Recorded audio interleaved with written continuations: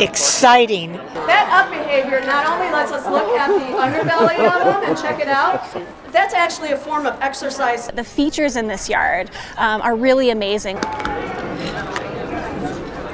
He is so adorable.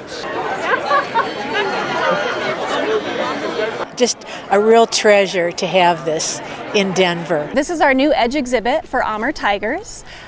We had 2 of our male tigers move over from our old feline building, which once was state-of-the-art, no longer anymore, so we felt like they needed a brand new space.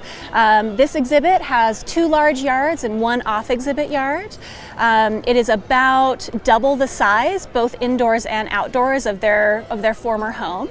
And not only that, not only just the square footage, but the features in this yard are really amazing. We've got climbing poles, we've got zip lines soon to come, we've got elevated ramp systems, we've got pools. There's just a lot more going on in this exhibit, and so we really feel like it's taking care of our tigers in a much better way than we have been able to before. We can offer them so many more experiences. He was being very cooperative. You think he's close? I think he's pretty cool, and he is a full-grown male, I believe.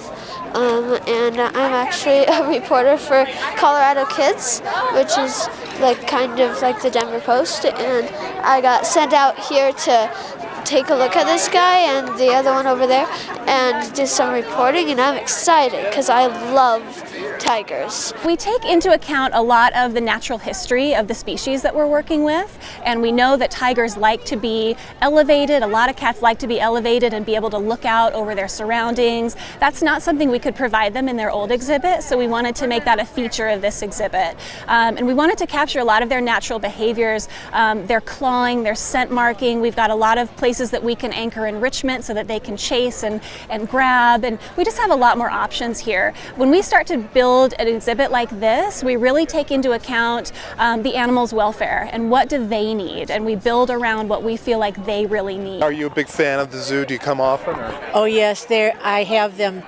mentioned in my will. So yes, I'm a very big fan of wildlife. I've traveled all over the world, and so to see this here in Denver is just very impressive. It's great. The being watched sign, I think, is sort of an encouragement for people to look up. I think when people see an exhibit, sometimes they want to just look at the landscape and they say, oh, well, nothing's there. But there's a tiger 12 feet above your head. So we wanted to just expand, kind of make it more of a 3D experience of people looking up and down and out, and really encourage their eyes to move around, because these animals can be anywhere in the exhibit.